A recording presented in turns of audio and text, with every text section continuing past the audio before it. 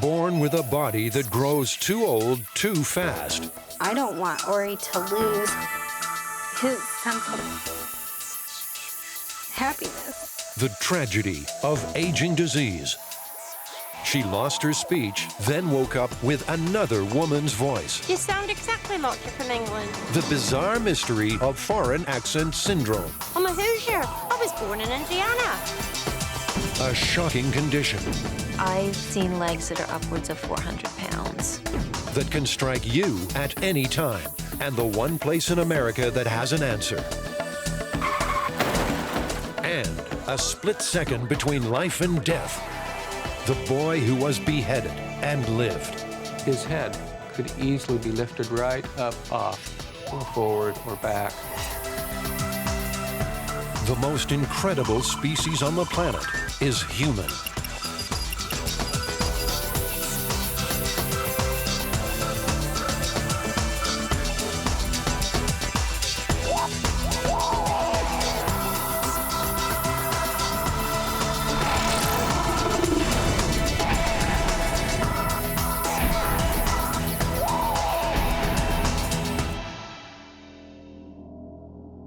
An 8-year-old boy in an 80-year-old's body. He doesn't like kids staring at him. I don't like people staring at him.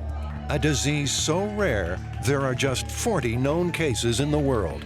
My mom and I call it cute, smart, and special. These are the legacies of progeria, a body that grows too old, too fast. Can medical science devise a cure? This is spectacular that we know this much. Before it's too late. 8 years old, a little more than 3 feet tall, and with a body that ages 7 times faster than normal. Ori is old before his time. Next one. For first-time mom Heather, Ori's arrival into the world began a medical roller coaster ride. When Ori was born, he had bumps on the front of his legs. Right away, the doctors noticed that. They didn't know what they were, so they weren't concerned about it. They had mentioned, well, we don't know what the bumps are, but we're not worried about it. Within weeks, newborn Ori could no longer keep his food down. He was developing too slowly. Heather and her parents suspected something was very wrong with her baby. So when Ori was 4 months old, we went to this doctor, and he looked at Ori for about 20 minutes and said he has progeria and sent us home. We had never heard of progeria. What Heather discovered shocked her. Ori has a disease with no cure. He will never grow taller than 4 feet, and tragically, he has little chance of living beyond his teens.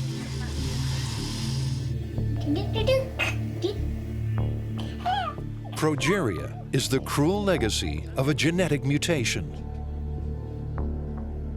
Medical researcher Dr. Leslie Gordon is on a crusade to discover progeria's cause. One single letter in the billions of letters that make up our DNA has changed. And this single letter change creates the entire disease process known as progeria. Already, Dr. Gordon knows progeria's single bad gene creates a destructive protein. That protein ravages the nucleus of body cells, and cell death follows soon after.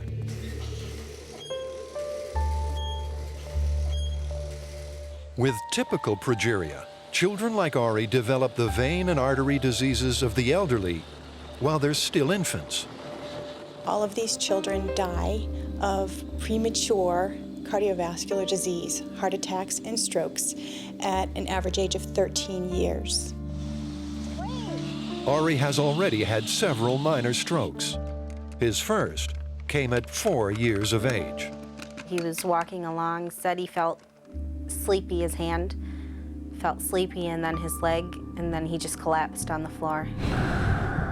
The doctor told us that the vein in the side of his neck, his basilar artery, had clogged up, so his blood was having a hard time reaching his brain, so that's why it was causing these symptoms.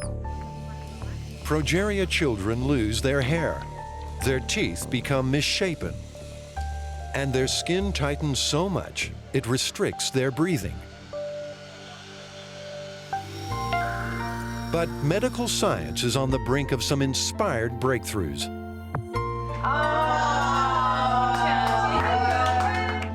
And there's the amazing story of a progeria prom queen who's already reached the ripe old age of 20.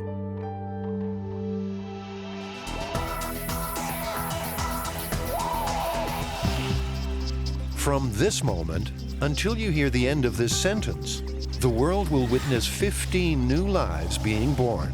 The miracle of human birth happens 250,000 times a day. But sometimes the most perilous time of life is at the very start. From the files of Medical Incredible, history's most extraordinary babies. This is an ectopic pregnancy. The baby is growing outside the mother's womb. Usually the fetus dies early in the pregnancy. But imagine an ectopic pregnancy that involves triplets. That's what Jane Ingram was faced with. 3 babies, 1 developing outside her womb. I don't think to the day I die, really, I'll get over the shock of it. The 3rd fertilized egg had implanted itself in Jane's fallopian tube. Jane's triplets were delivered by emergency cesarean. They were 10 weeks premature, and all 3 survived, including this little boy who'd grown outside his mother's womb. This stone-like fetus also resulted from an ectopic pregnancy.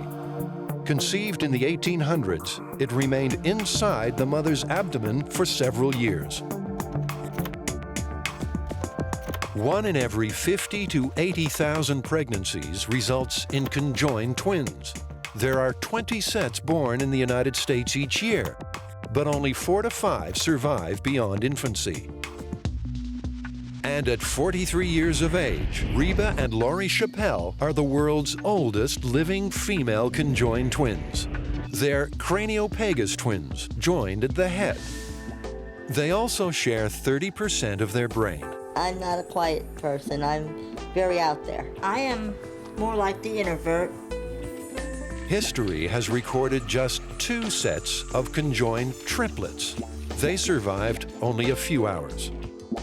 Parasitic twins are a once-in-a-million occurrence.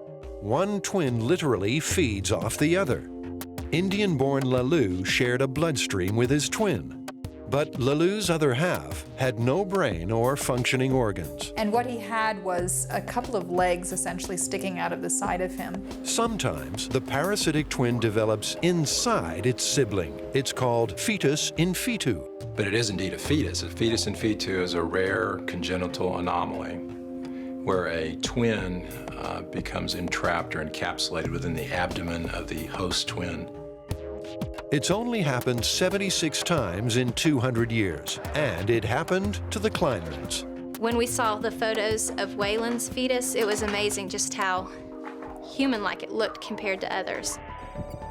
Waylon's fetal twin grew inside him for 18 weeks, while Waylon grew inside his mother's womb. Surgeons removed the fetus in fetu 2 days after Waylon was born.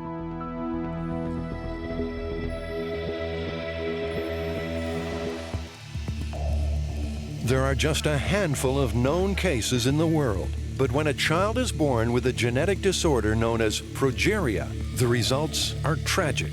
Ori shows all the signs of being old before his time: shrunken frame, baldness, misshapen teeth. His internal organs are wearing out fast, and he's already had 4 strokes. The doctor told us that the vein in the side of his neck, his basilar artery, had clogged up. This condition strikes 1 in 8 million births, but it's almost always distinctive. Another classic sign of progeria is extreme lack of body fat, a look around their faces and their bodies that's very characteristic. Their nose becomes what's called beaked. You can see their veins throughout their head and their arms and other spots too. Most progeria victims die at about age 13. And then there are those who defy the odds. Courtney Archiaja also has progeria. One of just 40 known victims worldwide, at birth, Courtney weighed little more than 3 pounds. They weren't sure what was wrong, and she didn't look right. They tested her out. They tested her out for over a year is what they did. They found that she had a rare strain of progeria. But incredibly, Courtney had been spared some of the disease's more devastating traits. For one thing, she has hair, lots of it. And at just 3 feet 11 inches tall, Courtney has made it to the grand old age of 20. I grow slow and I age fast. My mom and I call it cute, smart, and special. So you're working hard out there, girl. Early in Courtney's life, the family made a crucial decision about the way they would treat her. We said we're going to live our lives as normal as possible. She is going to be the most normal kid.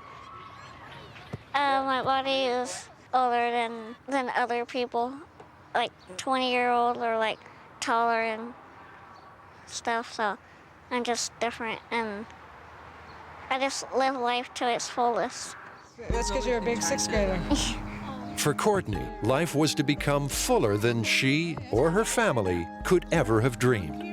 In 2004, at 19 years of age, Courtney attended her first high school prom. Her friend Adrian asked to be her date. She had picked that pink dress out, you know, just nights before. For the Archiaja family, prom night became a celebration of her survival against the odds. The ASB lady came behind me and said, "Get your camera ready." And now for your prom queen,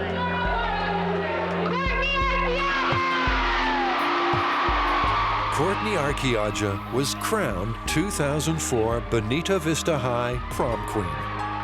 It was an unbelievable experience, and I tell you, that school has a very big heart. It was, very exciting for our family, and we were happy for Courtney that she did win, and it was just a great time we'll never ever forget. After I won, I cried, and one of my teachers said, "It's okay, don't cry, because you should be happy." I was too, but I didn't know I was gonna win. It was tears of joy.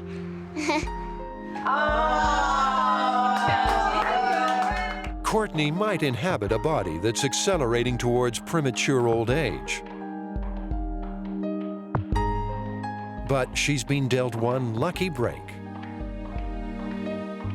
Courtney has a syndrome, a disease that has some overlaps with progeria, but probably will not develop the kind of heart disease that these children have. And so her lifespan could be very, very long. There may yet be hope for Courtney and Ori and all progeria sufferers. We recently found the gene that causes progeria. It was a very exciting time for the Progeria Research Foundation and for scientists throughout the world. This is spectacular that we know this much, but there's a lot more work to be done. And how do we get at that and treat these children is a huge leap. And that's the race for a cure. Okay. Not let them on me. No, just by yourself. I'll catch you at the bottom. In 8-year-old Ari's case, the race for a cure may be a race against time. It's been this past year that he's asked me, why don't I have hair? And why am I so small? And I want to get bigger, but I'm not growing. Why is that, Mommy? Okay. The reality is that Ari's progeria-ravaged body is already well past middle age. I don't want Ori to lose his sense of happiness. He can be crabby sometimes, but he's such a happy boy, and he's so full of life and joy that I don't want to look at him and see that he feels sad. There is no cure for progeria today. However, with the progeria gene finding, I believe there is hope, much more hope than before, that with a lot of work and a lot of scientists and physicians thinking about these children, we can develop a treatment and a cure for them. Remember our party saying? We had one great saying. Life might not be the party we always thought it was going to be, but while we're here, we might as well dance.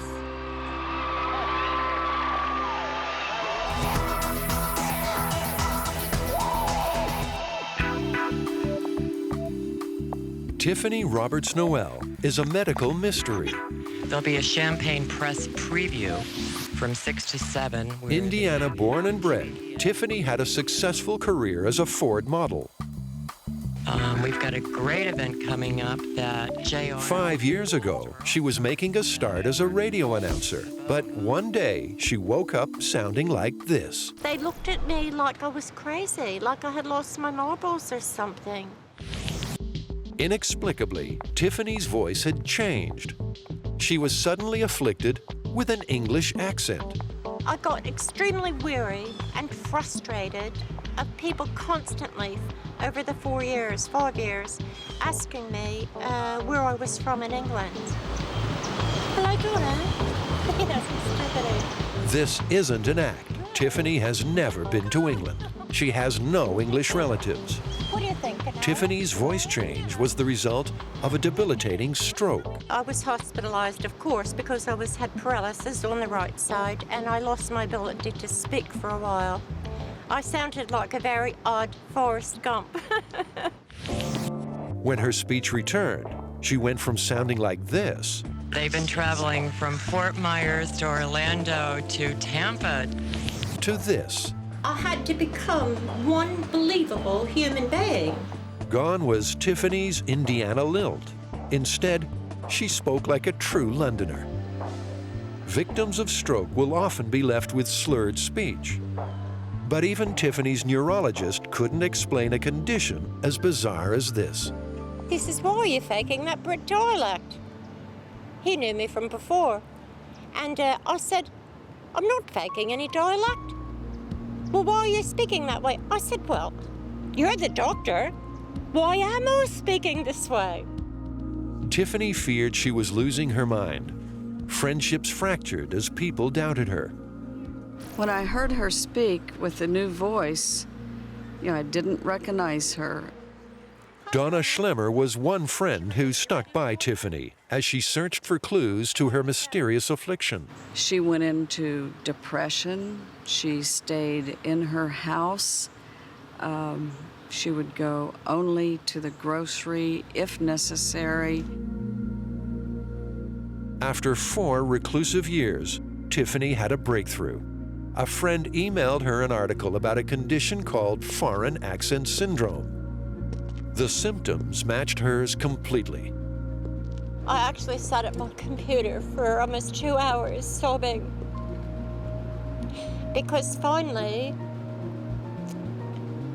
I was being validated as a sane human being by reading that article. The article gave Tiffany enough information to find Dr. Jack Riles at the University of Central Florida. Foreign accent syndrome is a perceived foreign accent, not due to the person speaking a foreign language or having a foreign family. That is a result of a neurological insult. In America, we say she's putting on a party dress. What do they say in England? I say she's putting on a pretty frock. Dr. Riles put Tiffany through a series of tests to determine if she was a genuine foreign accent syndrome patient. The results were positive. I say I'm going to the pharmacy to get my script. Tiffany hadn't magically acquired an English accent overnight, but the stroke had damaged the left hemisphere of her brain in an area that controls language. The network of fibers connecting the cortical structures of her brain had been severed. In relearning to speak, Tiffany's voice distorted into something that resembled a foreign accent. I say that I left my automobile in the garage. in her process of rehabilitation and learning to speak again, has kind of relearned speech habits with a tenser vocal tract posture, and that explains, I believe, part of the perceived accent as sounding English. You wish to know all about my grandfather? Well, he is nearly 93 years old. Giving those. After 2 hours of testing, he said, you have foreign accent syndrome. So I felt vindicated for sure. Foreign accent syndrome remains a medical mystery. Only 20 cases have been authenticated since 1919. Experts are still divided about what causes it. Is it brain damage that changes the use of speech muscles? Or does a trauma, like a stroke, uncover suppressed speech patterns, accents that our brains have heard but don't use? But for Tiffany, just being able to put a name to her extraordinary condition has restored her confidence. You know, I can't make up my mind what I would really like to have. What would you like to have? She's become more relaxed. I can see happiness again. She's going to more places now, and we have fun. We laugh. Now I live life just for the second that I'm in, and I enjoy every second. Will I get it back? I don't know. Stay tuned. We'll find out.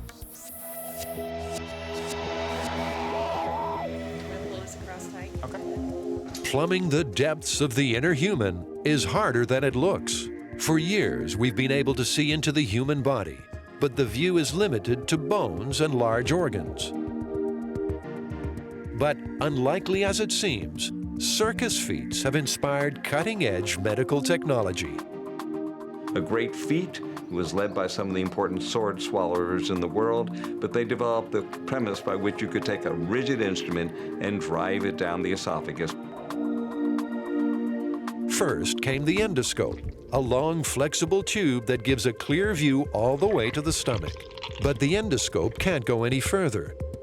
To reach into the depths of the lower intestine and beyond, enter the camera pill. Small and smooth, it can see soft tissue damage, even bleeding, that no X-ray could ever detect. The journey into the unknown starts here. I'm going to start attaching the leads now, okay? Receivers are placed at strategic points on the body. Okay. And you may close your shirt now. The camera pill will transmit an astonishing 50,000 images in 8 hours. There's a light in it that's lighting up the tunnel, if you will. Okay, you could take out the pill. Our guinea pig is medical incredible producer Pat McInerney. Under your tongue. While Pat goes about his daily activities, the camera pill beams its headlight into the pit of his stomach. It explores the workings of Pat's intestinal tract, and it records every event in glorious Technicolor. In that little pill camera, as it's sitting in your stomach and trying to find its way out into the small intestine. The stomach may or may not be emptying it. Sometimes things just sit in the stomach for hours, but then the stomach decides it pushes it forward, and it pops through and it comes out of the stomach and into the small intestine.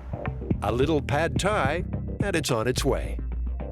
One of the very important aspects of this technique is to allow us to find bleeding sites in the small intestine. We had no way to really find them like this before. The camera pill can also detect Crohn's disease, a chronic intestinal inflammation. It can even identify pre-cancerous polyps.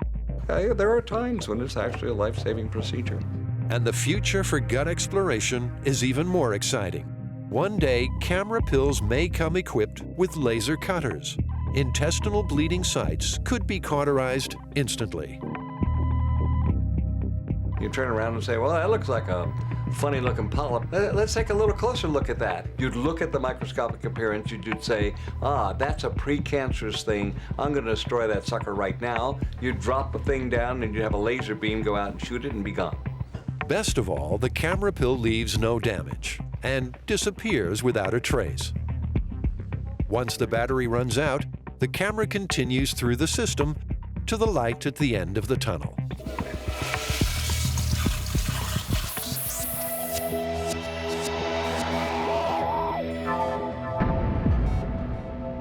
Grotesque limbs. I've seen legs that are upwards of 400 pounds. And disfigured bodies. You know, if it progresses any further, you could lose your leg. It could happen to anyone. It is astonishing to see. And it could strike at any time.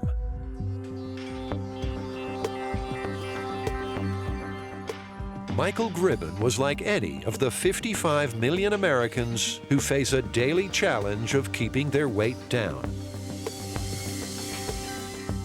He needed to make changes, diet and exercise. It was under control. Then a simple spider bite triggered a potentially deadly chain reaction. Michael's legs swelled up, alarmingly. Probably tripled or quadrupled in size. Yet the spider was not poisonous. Michael was mystified.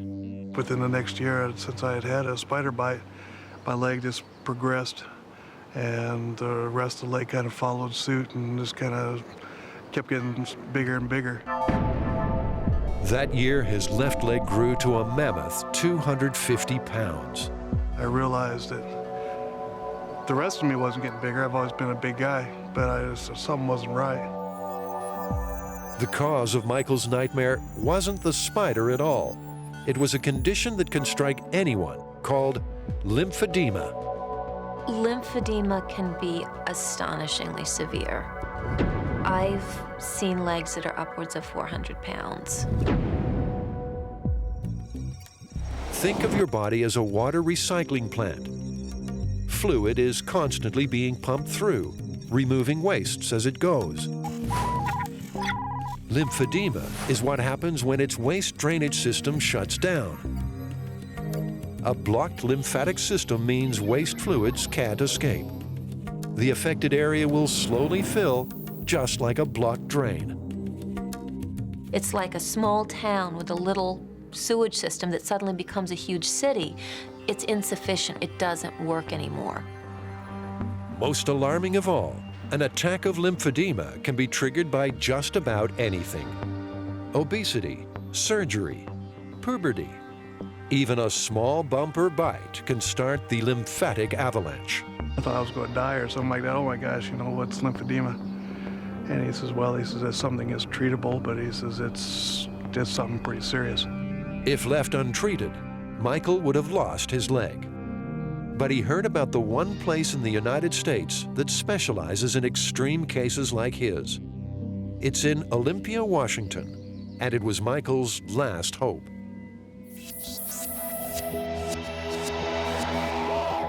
Michael's life was thrown into turmoil by a cruel condition that swelled his left leg to a mammoth 250 pounds. He'd contracted lymphedema, where the body's waste filtering system completely shuts down. The result? Waste fluid that can't escape, blowing limbs out of proportion. Anything from a minor bump to major surgery can cause the blockage that triggers lymphedema. For Michael, it was a simple spider bite. In Olympia, Washington, there's one clinic that specializes in treating the most extreme cases.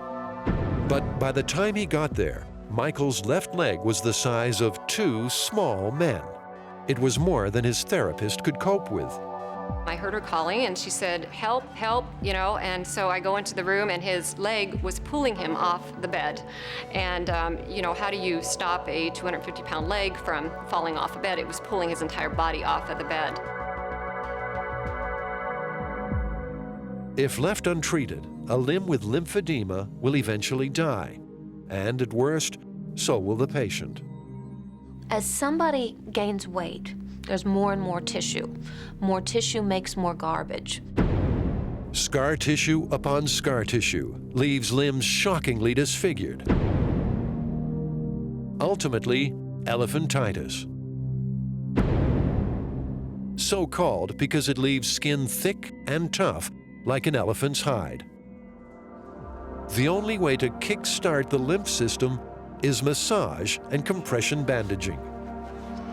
We literally lay our hands on the skin and stretch the skin in a way that activates the lymphatic system to work more efficiently. It's painstaking, but effective.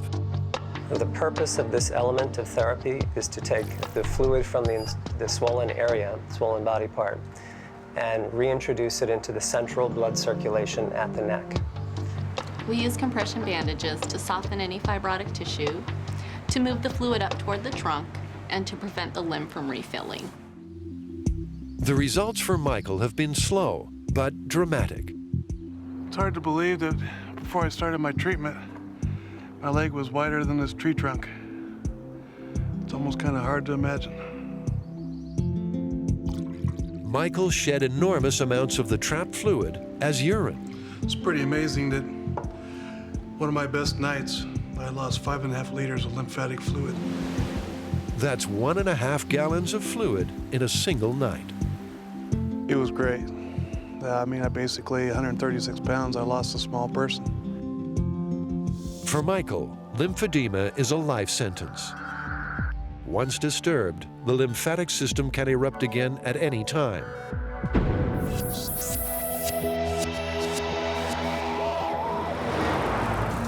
A boyhood bike ride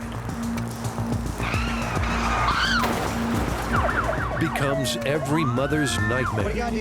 I knew that he was dead. There was just no doubt in my mind. They told me that Ricky had suffered an internal decapitation. Phoenix, Arizona. 13-year-old Ricky Barker was out riding his bike the day before Easter.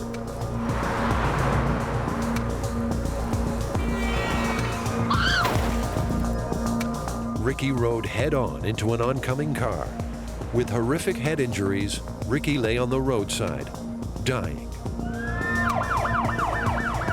But an extraordinary series of events was about to unfold.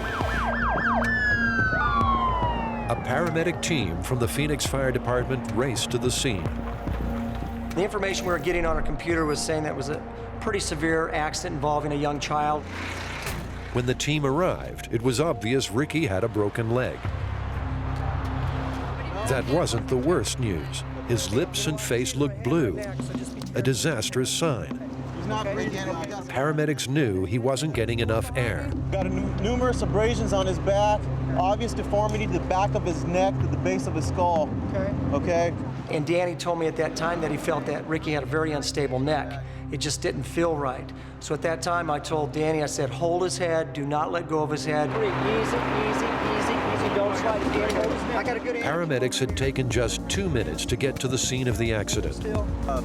But after 2 minutes without oxygen, they had to get Ricky breathing, fast. Let's get him tube and get an IV in him, and let's get going to the hospital. Danny went down to look for the vocal cords where we pass an airway tube and just could not see his anatomy. His anatomy was not in the right place. The paramedics realized the horrible truth. Ricky's neck was broken. He's a head or a neck. You know, this is not good.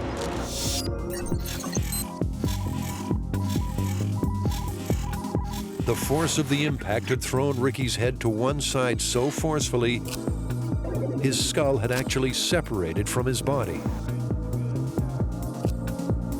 All the supporting muscles and ligaments were torn. His airway was so displaced, oxygen could no longer reach his lungs. Come on, guys. Ricky was near death. It would take a miracle for him to even survive long enough to reach the ER. Okay, get the bag. Don't let go of his head, don't let go of his head. The thing that hit us all immediately, with most of us having our own young children, was that, you know, some parent is going to get the worst phone call of their life. As Ricky was raced to the ER, the hospital called his mother. When you first hear hit by a car, you don't immediately think that he got killed. But as soon as she started to say, "I'm so sorry," you know, I immediately, that's when I started to think that this was really bad. Amanda called the police, desperate for more information. They told her to wait at home until a crisis unit arrived. I lost it. I knew at that moment that my son had died. We got a trauma patient. We need to get through to the Peds ICU. Head trauma, bike versus car. At the hospital, Ricky was still clinging to life. Let's get into the ICU unit. Clear the way here, please. Let's go down here. But the staff at Good Samaritan Trauma Center knew he was on borrowed time. It's very unusual, almost unprecedented in my experience, for somebody to survive an injury of that severity. X-rays revealed the worst. Ricky's head was no longer attached to his body. It had separated from the top of the spine by about an inch. His head could easily be lifted right up off, or forward or back, leaving no protection whatsoever to the very badly damaged spinal cord within. Well, this is a tough problem, and he has no corneal reflex, but he'll open his eyes to painful stimulation. He told us about the injuries and said that, you know, one of two things could happen at this point. Either Ricky wouldn't make it through the next 12 hours, which were the critical hours, or he would, you know, if he could stable out in the 12 hours, they would go in and do surgery to reattach the skull to his spine. The following 12 hours were the longest in Amanda's life. When you're that close to it, I mean, it just, your whole world falls around you. You know, nothing makes sense. I think I got maybe an hour's worth of sleep that night, just up and down, checking on him, talking to him. Because I know, even when they say you're in a coma, you know, I'm totally believe that they can still hear you.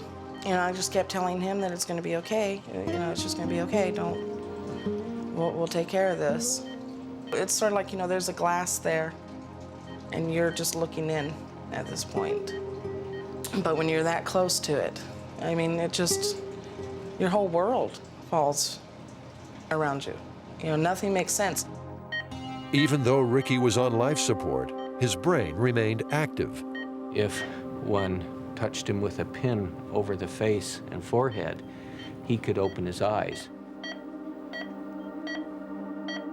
Better still, there were signs that signals were getting from the spinal cord to Ricky's brain. What do you think about? Dr. Manwaring wanted to reattach Ricky's skull to his spine. I'm wondering if you think potential for customized rods on the backside. But it was a terrible dilemma. Move Ricky's spinal cord too much during surgery, and the damage would be irreversible. Delay surgery any longer, and the spinal cord would be crushed by swelling. But chances were Ricky would die unless something radical was done immediately. Dr. Manwaring was about to make the biggest call of his career, and Ricky Barker's life depended on him making the right choice.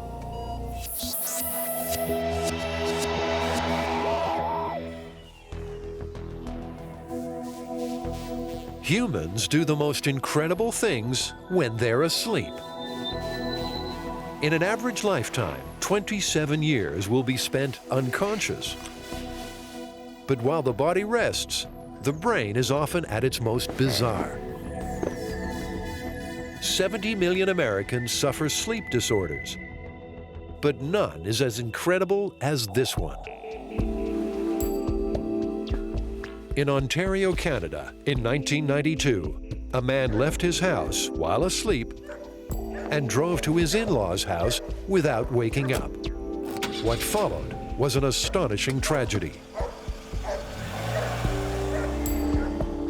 We have example of someone who drove 25 miles and went to see some family members and actually kill one of the family members in that abnormal state of alertness.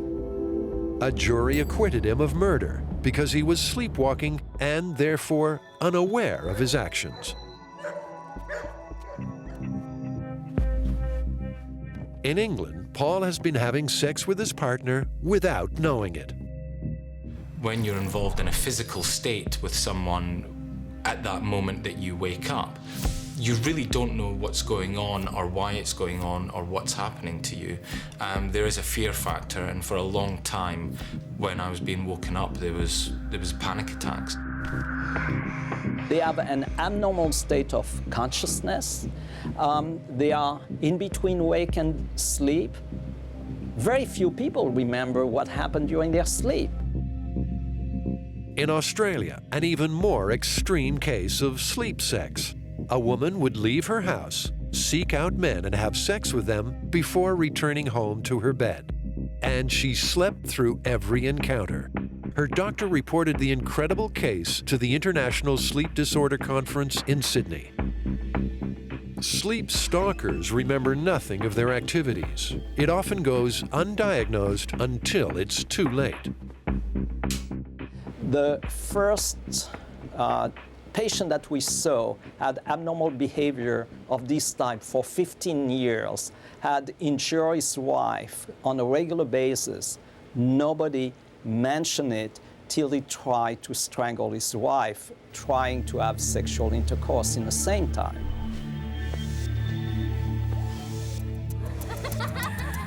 Sufferers of cataplexy have the opposite problem. Too much excitement of any kind sends them to sleep. Cataplexy is defined by losing your muscle tone and being floppy suddenly when you're getting excited or happy, most often when you're laughing. This is why some people literally fall down laughing.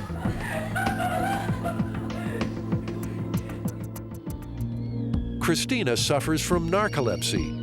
She can fall instantly asleep at any moment. 1 minute standing there fine, and the next I'm on the floor. I mean, it just looks like I passed out or something. 300,000 Americans also have narcolepsy. What we know of narcolepsy is that it's primarily a disorder where sleep is completely disorganized. Much of what happens in the sleeping brain remains a mystery. But we do know our brains experience intense bursts of activity. Marked by telltale rapid eye movement, the brain is busiest while we dream. During so-called REM sleep, the body releases a chemical that paralyzes the muscles. This keeps the body at rest during the dream phase. If that chemical fails to trigger, a range of disorders can occur, from sleepwalking to sleep stalking, even sleep murder, because there's no conscious mind to separate fantasy from reality. For people whose brains do bizarre things while they slumber, sleep itself becomes a nightmare.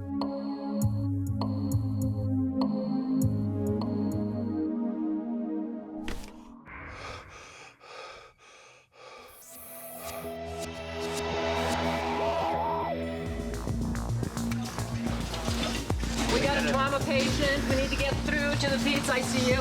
Head trauma, bike versus car. 13-year-old Ricky Barker had been hit by a car while riding his bike. The impact had severed his head from his neck. Statistically, the patients that suffer the injury that Ricky suffered have less than a 0.01% chance of surviving the incident. Ricky had an internal decapitation with no hope of recovery. The doctor had to explain to me like 3 or 4 times exactly what the injury was, because I wasn't able to comprehend it at that point. Well, this is a tough problem. But doctors at Phoenix Children's Hospital were planning the impossible. They'd attempt to reattach Ricky's skull to his spinal cord. There were a million risks. If Ricky survived them all, he could still be paralyzed from the neck down, or brain damaged. It was a colossal gamble for neurosurgeon Kim Manwaring. Going to surgery at 12 hours was taking a bet, a hope that he would show progressive improvement. One of the best predictors of long-term outcome is how is he at 24 hours? But I did not want to wait that long. Ricky's mother, Amanda, now faced a new demon. If Ricky even survived surgery, she was told his best hope was quadriplegia, and he'd probably spend the rest of his life profoundly disabled. At that point, I was really kind of hoping that he would pass. I could not imagine my 13-year-old having to live that way. Christopher Reeve kept running through my head. You know, that's who they kept comparing his injury with. And I just don't think I was strong enough to do it. The night before Easter, Dr. Manwaring and his team began the marathon task of restoring Ricky's life. During surgery, Ricky's skull was carefully aligned with his spine. Lined up such that we could then pull the head back down onto the spine and lock it into place with titanium plates and rods. Doing it without worsening an already damaged nervous system was an incredible challenge. After 13 hours in surgery, Ricky's head was reattached. Now came the wait. The surgery itself, in some ways, is a mechanical exercise to attach the cranium to the spine again to make him safe. But waiting on the underlying function, that was a complete unknown. Miraculously, on the third day after the accident, a sign his mother had only dared pray for. Well, Ricky started to kick his right leg around. Now, I thought I was seeing things, so I called the nurse in and started yelling into Ricky's ear, you know, move your leg, Ricky, and he did. Okay. This is video of Ricky in an early physical therapy session. Come up for me. There you go. Come on, come on. The boy doctors feared would be totally and permanently disabled was learning to talk, and he was sitting up. Everyone was astonished. There, the head's perfect. Early intervention by paramedics had preserved his spinal cord, and in a miracle of surgery, doctors had brilliantly reconstructed Ricky's neck. The happiness that I was alive drove me to rehabilitate. More amazing still, Ricky continued to gain movement in his body extremities. I was paralyzed from here down. What had happened first was started to move my leg, then my arm, then this leg. This arm has not come back yet. Stand up. Come on, little buddy, stand up. That's it, you're not getting your dog treats. Once I got that right leg and that right arm, Ricky, you know, when he started moving those, I knew at that point everything would be fine.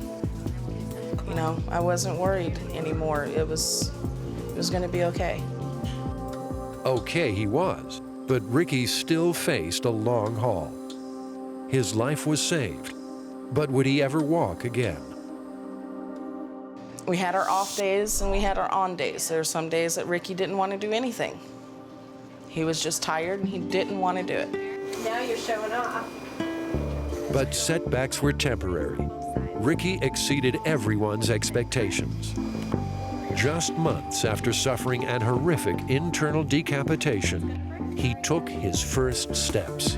I don't think he has any clue just how amazing he is in this recovery. You know, it's just another day for him. If it wasn't for those paramedics and what they did on site, Ricky never would have made it. Ricky was in the wrong place at the wrong time, but everybody else in our system was in the right place at the right time.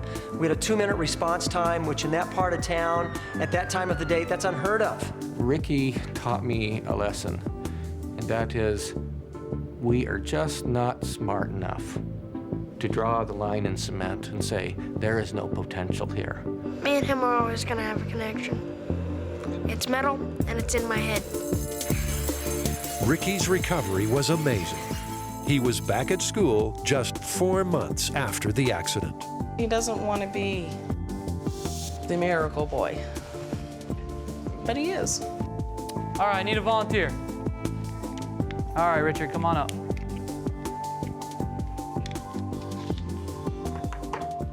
I fully expect Ricky will have a fulfilled, good, and long life. Dr. Manwaring will always have a place in my heart. Stop it, you're gonna make me cry.